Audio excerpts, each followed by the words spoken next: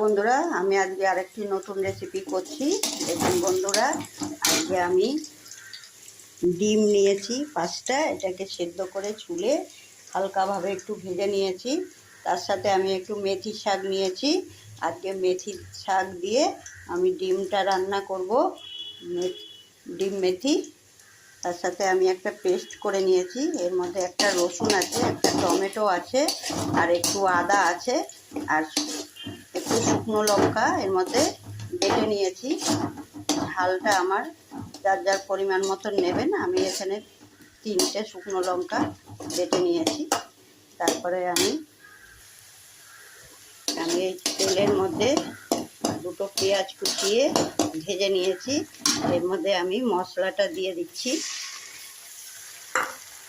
এর মধ্যে একটু নুন দিয়ে দিচ্ছি, দিয়ে এটাকে একটু নাড়াচাড়া করে কষাবো।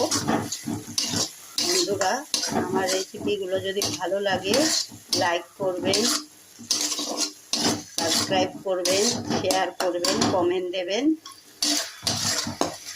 আমি আমার রেসিপিগুলো কিন্তু নিজের মন থেকেই করি।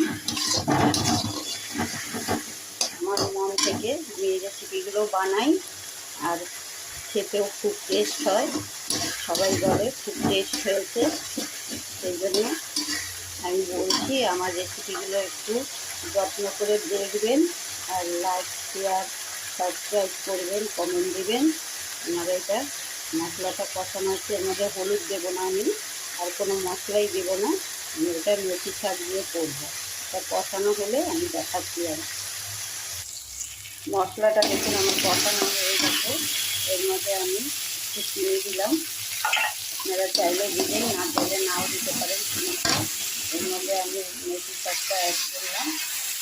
একটু নাড়াচাড়া করে এর মধ্যে আমি জল দিয়ে দেবো। দেখুন আমার পাতাগুলো দিয়ে একটু ভাজা করে নিয়েছি। বেশি ভাজা করবো না, তাহলে তেতো হয়ে যাবে। এর মধ্যে একটু জল দিয়ে দিলাম, আর এর মধ্যে একটু ডিমগুলো দিয়ে দিলাম। ডিমগুলো দিয়ে একটু ফুটে উঠলেই আমি এর মধ্যে একটু গরম মশলা দেবো, দিয়ে নামিয়ে দেবো।